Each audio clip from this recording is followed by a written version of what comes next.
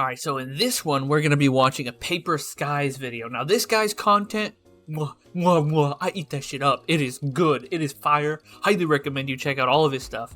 And the only reason I'm reacting to it is because it was in my suggested, and I was like, ooh, new Paperskies video. And I figured, might as well, you know, react to it on the old channel here. Because, honestly, his content is so good. I'm only going to watch... If I react to his content, I'm only going to react from this point on, and I'm not going to watch any of his old content, because, you know, there's got to be a reason for you guys to go watch his channel, because it's so good, man.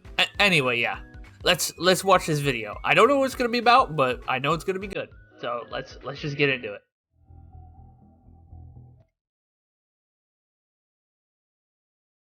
Early on the morning of November 9, 1975, two Tupolev Tu-16 bombers from Soviet Baltic Fleet Aviation reported the sighting of a designated target.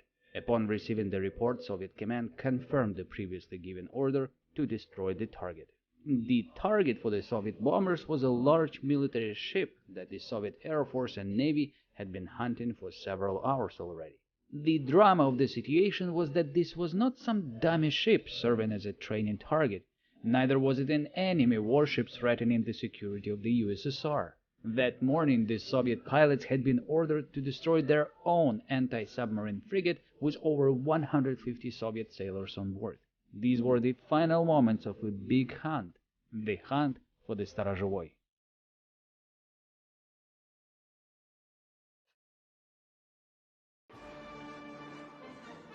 In 1990, the movie The Hunt for Red October was released, arguably one of the most famous Cold War-era action movies, starring Sean Connery and Alec Baldwin. Just to remind you, the plot revolves around a rogue Soviet naval captain who wishes to defect to the United States with his officers and the Soviet Navy's newest and most advanced ballistic missile submarine. It was a cool movie by 90s standards, featuring smart Americans, evil Russians, slick nuclear submarines, huge aircraft carriers, planes, explosions, and lead actors speaking Russian, albeit in a way that I need English subtitles to understand.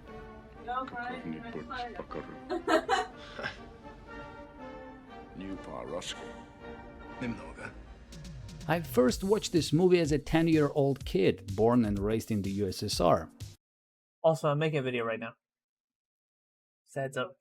For me, watching such films where the Soviets always lose in the end, of course, was somewhat unpleasant, but at the same time it was interesting because those movies reflected the fear that Western countries had for the military power of the USSR, or rather their perception of what that... What? Okay.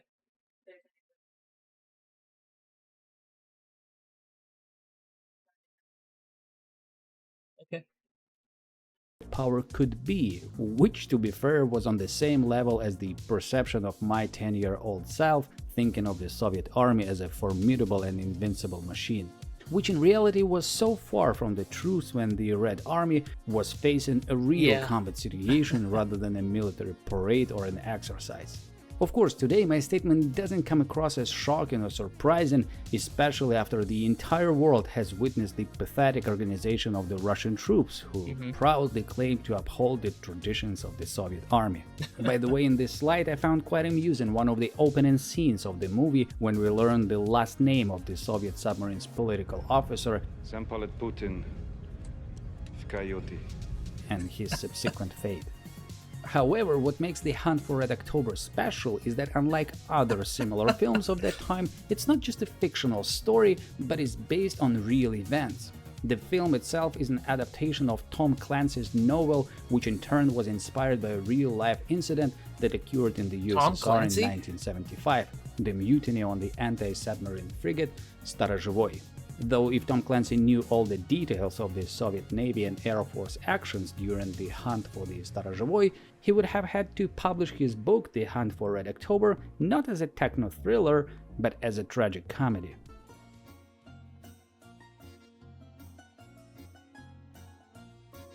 It is so easy to fall in love with the ideas of socialism. A perfect society where everyone is equal with no rich or poor has lured the minds of many for over a century, and people over and over again are willing to sacrifice everything for yet another attempt to build an ideal socialist country.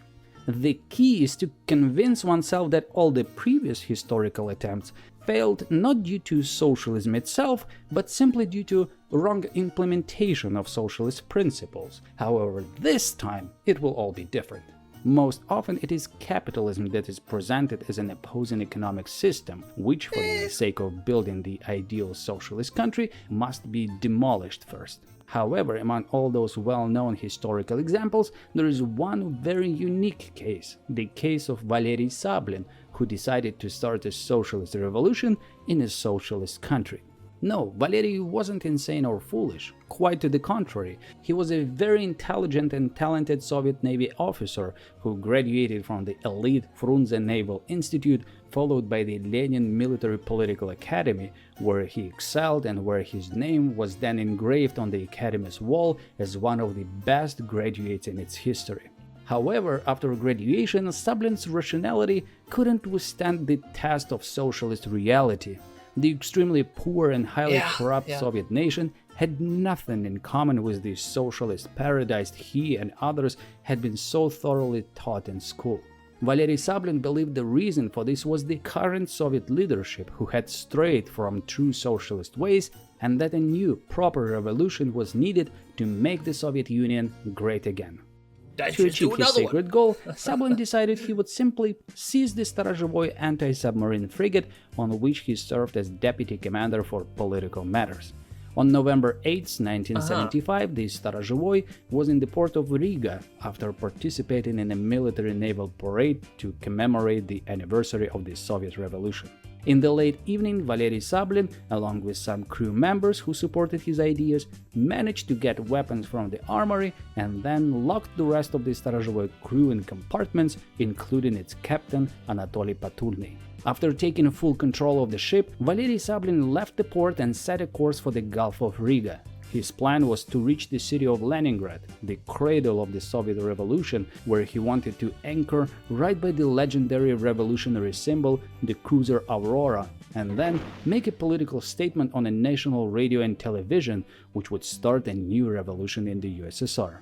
The Soviet leadership obviously did not appreciate Sablin's initiative. Furthermore, they seriously feared that all his appeals to revolution were merely a cover-up so he could take the ship to Sweden. The thing is that to reach Leningrad, the ship, after leaving the Gulf of Riga, had to make a right turn and head towards the Gulf of Finland, where Leningrad was located. However, if the ship did not make that turn and stayed on the same course, it could quickly end up in Sweden, which was very close by. Despite Sweden, because if he wasn't going to Sweden, it'd be perfectly fine, and they wouldn't destroy the ship. Neutral status back then, the USSR was well aware of their relationship with NATO. Therefore, the prospect of an international scandal involving a mutinous ship carrying the latest Soviet weaponry and equipment into the hands of NATO seriously heightened the Soviet leaders' concerns.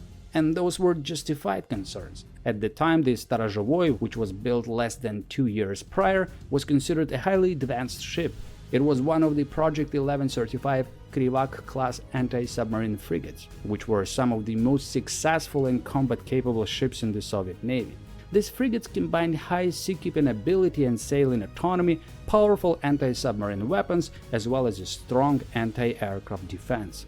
Some experts believe that in comparison to their foreign counterparts of the time, the KUWAGO-class ships were arguably the best in the world, surpassing US Navy frigates of the Knox and Perry classes. Of course, the US Navy may not agree with that, but there was no doubt among the Russian leadership, and thus allowing one of the I don't know how much I'd trust a Soviet sailor over an American most one. advanced Soviet ships to fall into NATO's hands was simply unacceptable. Therefore, Leonid Brezhnev, who was awakened late at night by Defense Minister Andrei Grechko, gave a clear and concise order: stop the Starozhevoy, otherwise destroy the ship along with the crew.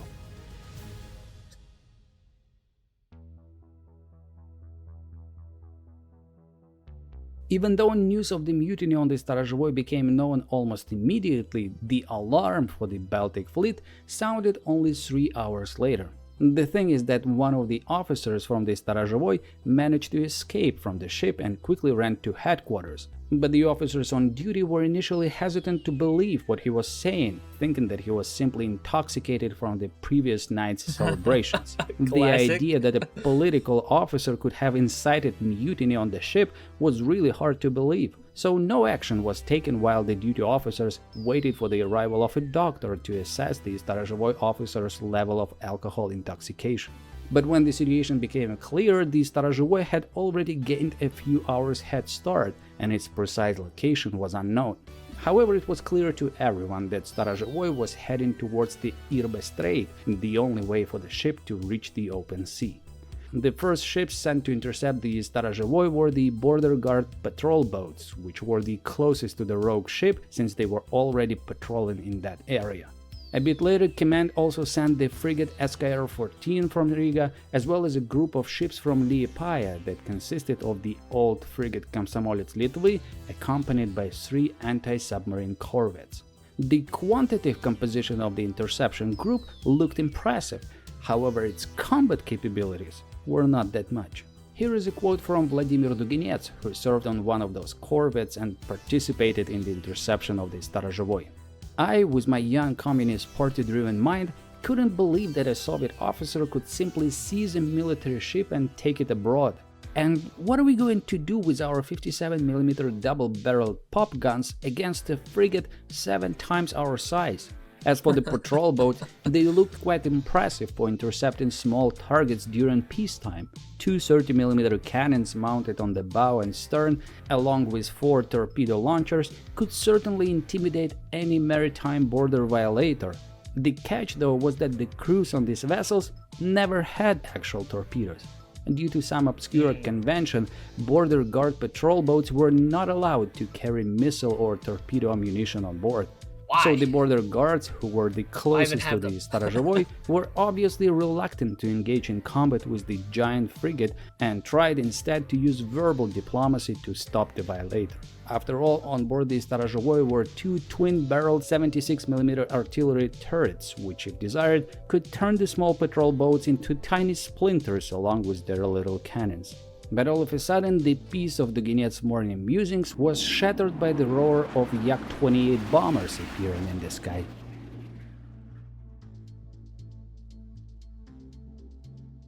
Recognizing the inadequacy of the naval forces sent to intercept the Storozhevoy, the Soviet command decided to deploy aviation to assist in countering the mutinous frigate. First and foremost, they considered long-range aviation, whose aircraft could carry anti-ship cruise missiles capable of sinking even an aircraft carrier. However, the commander of long-range aviation, General Vasily Reshetnikov, did his utmost to avoid having his subordinates carry out such a delicate task.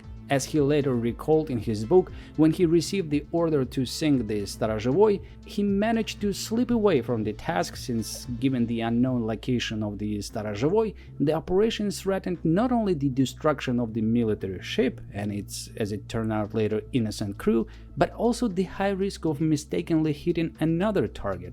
For instance, a civilian this guy has ship, a lot which, of medals to for make things even worse, could be no. of a foreign allegiance. Reshetnikov's position, of course, was not appreciated by his superiors. As he described, he could clearly sense the nervousness of Pavel Kutakhov, who, of course, perfectly understood Reshetnikov's arguments, but nevertheless tried to push him into the risky mission. The thing is that Kutakhov in turn was also under constant pressure from Defense Minister Andrei Grechko, who, in anticipation of looming international embarrassment if the ship were to enter Swedish territorial waters, impatiently demanded from Kutakhov one thing: sink Storozhevoy immediately. The situation was reaching a boiling point, the means were not discussed, anything would do. Next to the minister was the chief commander of the Soviet Navy, Sergei Gorshkov, who persistently urged that the best missiles for striking the ship were those in the inventory of long-range aviation. Of course, the chief commander was dissembling, being fully aware of the potential consequences of this incident, so he was trying to distance himself from the impending disaster before it was too late.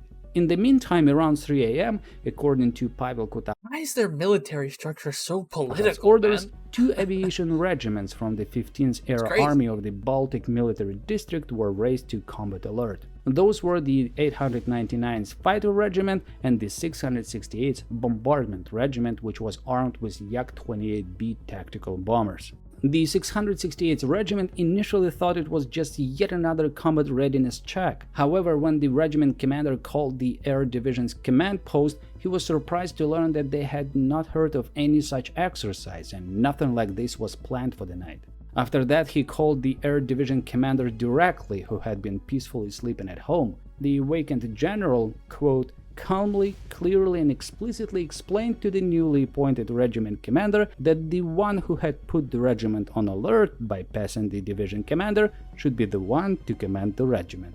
Meanwhile, on the airfield, flight preparations were actively underway. Yak-28s were prepared for Why is there so takeoff, much and bureaucracy, 250-kilogram high-explosive fragmentation bombs were loaded into the Yak's bomb base. Those were the bombs from the so-called first loadout that had been stored in ground embankments near the planes. As Alexander Tsimbalov recalled, we then received an encrypted message straight from the 15th Air Army headquarters with a description of the tactical situation, together with the task for a training mission. It turns out that this time a foreign warship had invaded the Soviet Union's territorial waters.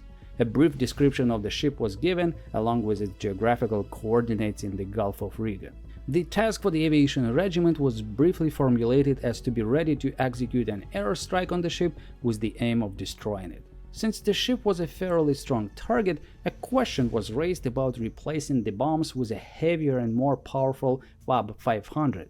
It was a fair point, but such bombs were in the third ammunition loadout and were stored in the weapon warehouses in factory packaging. And since this was just considered yet another training, it was decided not to bother with opening the warehouses, but only to conditionally mark the change of ammunition while keeping the planes with the previously loaded 250-kilogram bombs. With the dawn, one Yak-28 set off on the target search and weather reconnaissance. The weather conditions were very poor. Early twilight, low clouds, and thick haze significantly limited visibility. Given the conditions, it was no surprise they failed to locate the rogue ship. It is worth mentioning that the flight personnel of the 668th Bomber Aviation Regiment had a very limited experience in dealing with maritime targets, which for them were considered a second priority. In case of a war, the primary task of the 668th Regiment was to attack enemy airfields in the territory of West Germany, and this in turn was reflected in the regiment's training and expertise. A bit later, another pair of bombers was sent with the mission of finding the Starozhvoy. Initially, they also failed to find anything and thus received an order to split up. One aircraft was now supposed to search for the ship in the area of its presumed location, and the other one was to search in the area near the Swedish island of Gotland.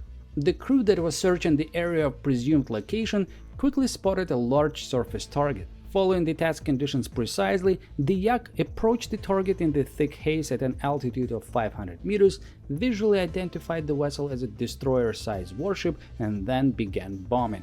The high-explosive fragmentation bombs detonated on the water surface right next to the vessel, damaging the starboard side of the ship, which turned out to be a regular Soviet cargo ship. Their mistake quickly became obvious when the cargo ship started broadcasting distress signals on the radio, reporting they were under a blatant terrorist attack in the territorial waters of the Soviet Union. The Baltic Fleet and the Border Guard radiomen received these signals and reported them to higher command. Fortunately, there were no casualties or injuries on board the innocent cargo ship.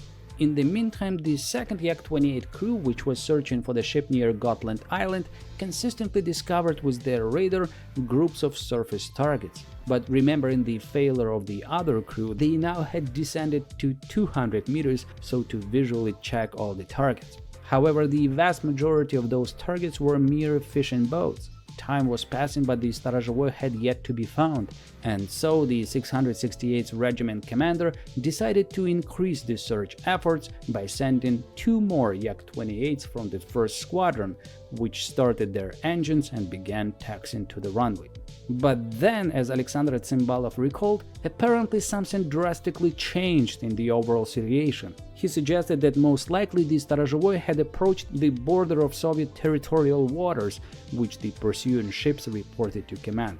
Why these very ships and the Baltic Fleet headquarters did not provide the Air Force with the exact location of the Sторozhevoi was a big mystery for Tsimbalov, as he recalled. Apparently, until that moment, the 668th Regiment was not considered as the primary force capable of stopping the rebel ship. However, when the ship approached neutral waters and the final decision was made to destroy it with any combat-ready means, the regiment found itself at the very center of the events. Anyway, whatever the reason might have been, the commander of the 15th Air Army suddenly gave the order to scramble in the shortest possible time the entire 668th Regiment and attack the rogue ship, the exact location of which the pilots still didn't know. Here it's worth explaining one technical detail. The Soviet Air Force at that time adopted 3 scenarios for scrambling a regiment on combat alert. Those were a takeoff on a combat mission within the aircraft's combat range, a takeoff on a combat mission with a subsequent relocation to another airfield, or a takeoff while evading the enemy surprise attack on the airfield, which was the fastest scenario in terms of timing. When evading the attack, the first to take off was the squadron which was parked the closest to either end of the runway. In the 668th Regiment's case, this was the 3rd Squadron. The next to take off was the 1st Squadron, which should take off from the opposite direction, the very direction the flights were carried out on that ill-fated morning. The 3rd Squadron, having received the order to take off under the evade and attack variant, taxied to the runway as soon as possible and immediately began takeoff, not knowing that at the same time on the other side of the runway, 2 planes from the 1st Squadron were already preparing for takeoff, having received their order earlier. A catastrophic collision right on the runway was avoided only because the commander of the 1st Squadron and his wingmen managed to stop their takeoff run at the initial stage and clear the runway.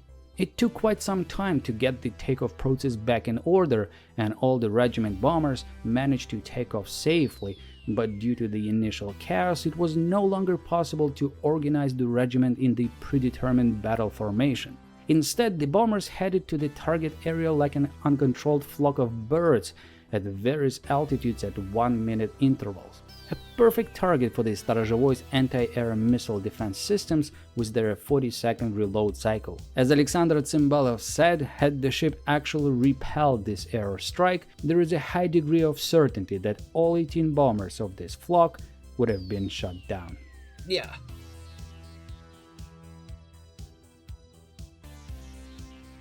In the meantime, the second lone Yak-28, which was sent earlier and was searching for the ship near Gotland Island, finally spotted on the radar a group of ships, 2 of which looked bigger than the others.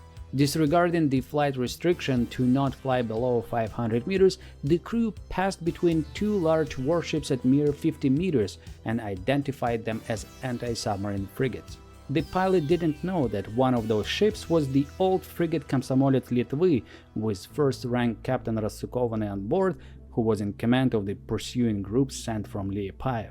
But to be fair, it was not that important, because on board the other ship, the pilot clearly observed the sought-after number 500, which meant he had finally found the Storozhevoi.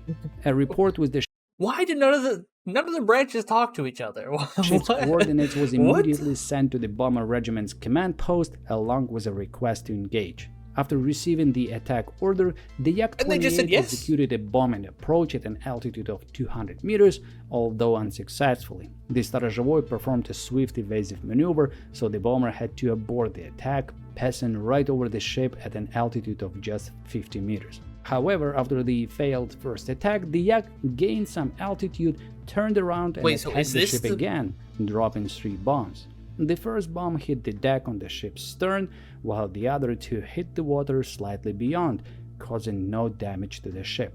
According to Alexander Tsimbalov, it was after this attack that the Storozhevoi stopped moving. By this time, the group of pursuing ships, led by the frigate Komsomolets Litvy, were getting closer to the Storozhevoi, and it may have seemed that the incident was close to the end. But at that very moment, the flock of 18 Yak-28 bombers started to arrive on the scene, with the first one quickly getting down to business by mistakenly attacking the frigate Komsomolets Litvy. As Vladimir Duginets recalled, the first Yak bomber came after the Komsomolets Litvy and mistakenly dropped 3 bombs right in front of the ship at a mere distance of 100 meters. Those bombs miraculously did not demolish the aging ship, though it hugely terrified the crew. Meanwhile, the Yak-28 pilot reported to the command post about the dropped bombs and also about the multiple missile launches from the ship. At that moment, everyone at the aviation command post held their breath, thinking of the Storozhevoy air defense system's capabilities and fearing what might happen next. They sighed with relief only when the pilot clarified that these were signal rockets. The Komsomolets Litvy, being under attack, launched signal flares chaotically in every direction in an attempt to scare off the audacious pilots. A moment later, patrol boats suddenly started randomly shooting their guns in an attempt to drive the fighters away. According to Duginets, it was a moment of pure chaos and they took shelter on the bridge due to the unexpected attacks. On top of that, in the middle of that chaos, an engine fire started due to overheating, and soon their ship was covered in a thick black smoke. The most surprising thing for Duginets was why the pilots didn't ask them to designate the correct target. But interestingly, the pilots in their recollections asked the very same question of why the sailors didn't provide them with the target's location, which would have helped to avoid that mess. At one point, Duginets even thought that it would be great if someone finally destroyed the Storozhevoy to put an end to all that chaos. And it seemed that his thoughts were heard, since at that moment, 2 Tupolev Tu-16 heavy bombers appeared on the horizon. Meanwhile, all the ships received an order from command: do not fire at the Storozhevoy. Take up positions 10 kilometers behind the Storozhevoy. Aviation is going to work now. The approaching Tu-16s were missile carriers from the 240th Regiment of the Baltic Fleet Aviation. After the mistaken attack on a civilian cargo ship by Army aviation, Admiral Kosov gave the order to scramble a pair of naval missile carrier aircraft. After locating the target, the leader of the missile carriers started the combat approach and requested missile codes to execute the launch. However, it appeared that the duty officer at the command post did not have the codes and had to call Navy Command to get them.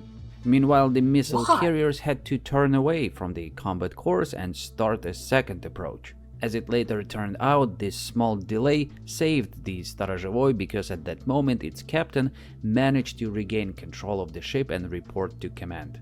It is believed that part of the crew who did not support the mutiny took advantage of the confusion caused by the Yak-28 attacks and freed their commander Anatoly Patulny, who in turn made his way to the captain's bridge and shot Valery Sablin in the leg.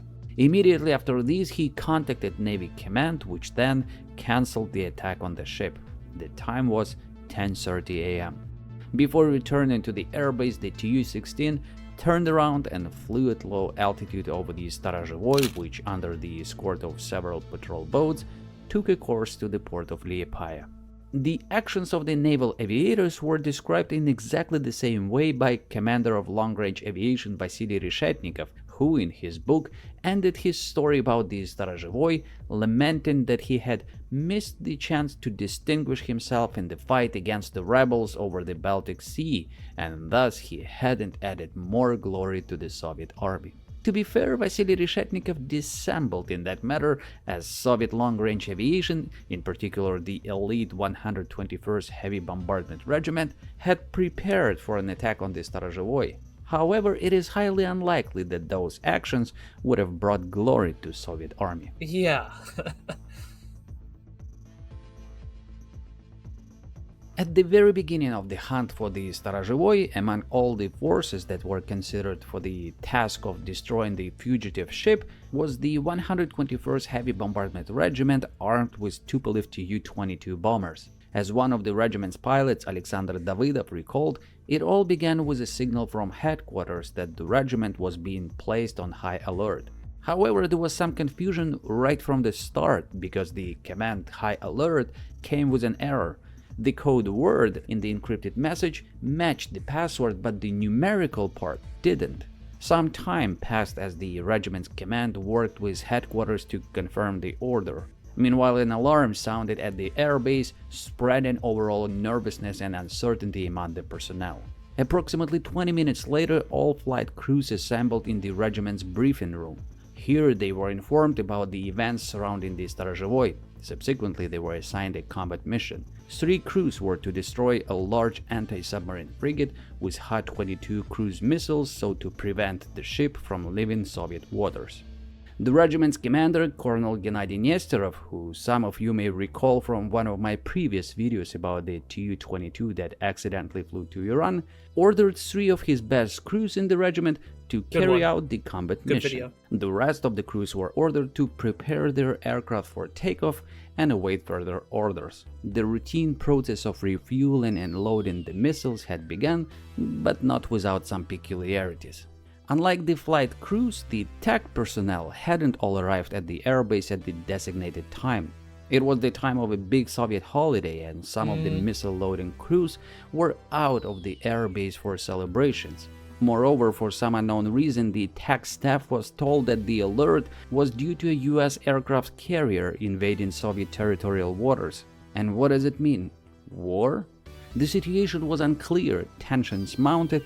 However, the most dangerous part was that the Aviation Field Laboratory, a unit in the regiment responsible for missile handling, was determined to meet the given readiness standards at all costs. And thus, due to haste, some missiles were sent to the bombers within the designated time, but without fuel, oxidizer, or even warheads. Major Dyachenko, for example, recalled that his Tu-22's missile lacked oxidizer, while Captain Vusik found that his missile had no fuel.